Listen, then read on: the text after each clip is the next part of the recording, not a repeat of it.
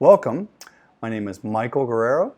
I am the Senior Benefits Advisor at Elder Care Resource Planning. And in this video, I will present some information about Medicaid eligibility for single individuals.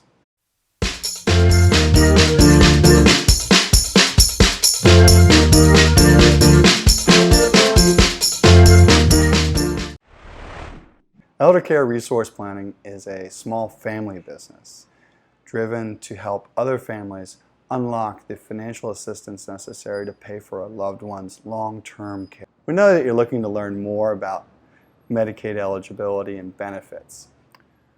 We're happy to help you answer questions about long-term care eligibility for your loved one during the initial consultation. Before then, let me present you with a general overview of the Medicaid eligibility rules to jumpstart your understanding.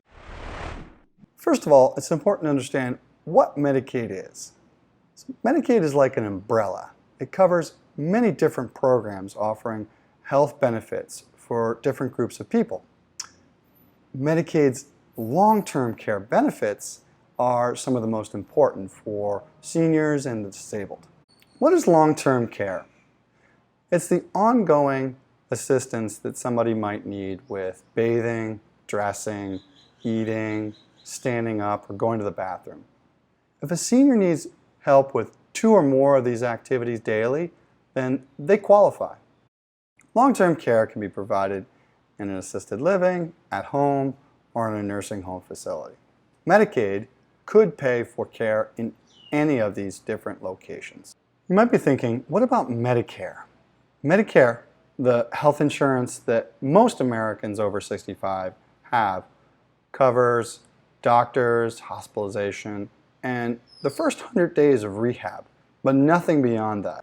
Medicaid does pay for long-term care, and specifically, Medicaid will pay for long-term care when Medicare stops paying for it, if, for instance, you need care beyond 100 days. In order to qualify for Medicaid's long-term care benefits, a senior or a disabled individual must meet certain financial criteria.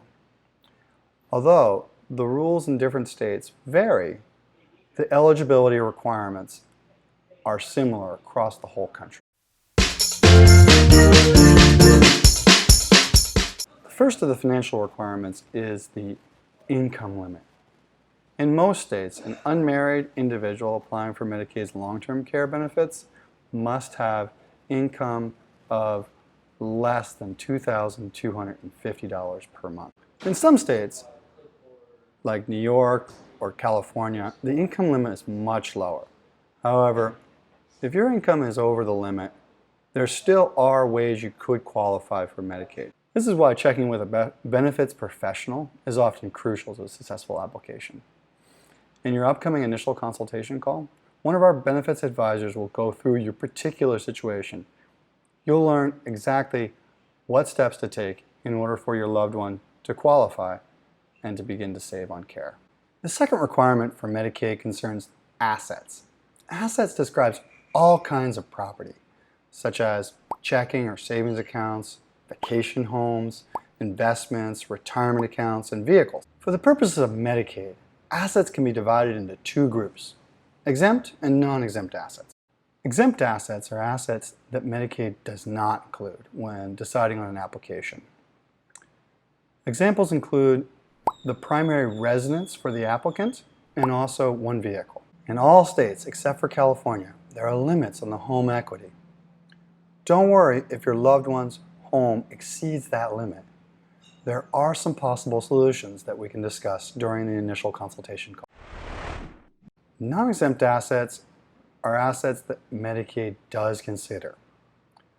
They include the balance of any bank accounts, investments, annuities, and most other financial resources. The limit on these assets is just $2,000 in most states. It's a very low limit. There's a common myth that seniors need to spend all their money before becoming qualified for Medicaid. Some decide to give away their money in an effort to become qualified. Be careful. State Medicaid officials will look at all spending and gifting in the 5 years prior to the application.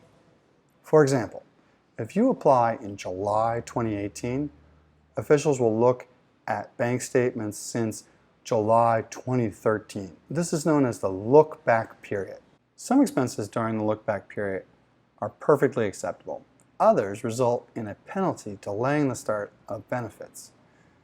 Spending money on yourself is not usually a problem, but you cannot give money away.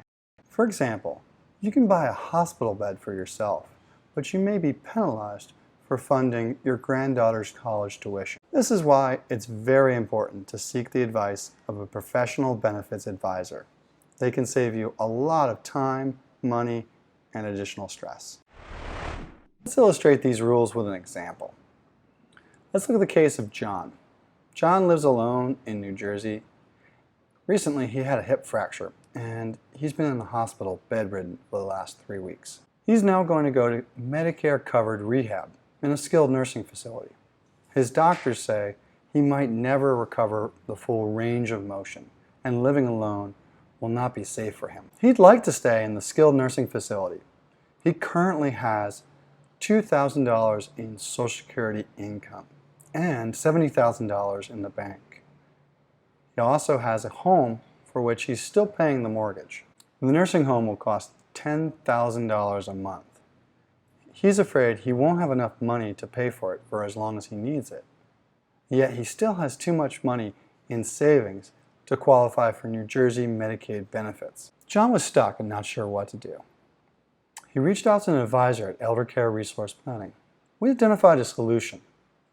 John paid off his mortgage using $68,000, leaving him with just $2,000 in savings. He then qualified for Medicaid and secured his house. John hopes to be able to transition from nursing home care to home care when his recovery allows it. The Medicaid application process can be overwhelming, especially when you tackle it for the first time. Our work focuses on accessing Medicaid benefits. We take you through the whole process and land you safely on the other side. This is the end of the video. Thank you for watching. My name is Michael Guerrero. I'm the Senior Benefits Advisor at Elder Care Resource Planning, and we look forward to meeting you during the initial consultation.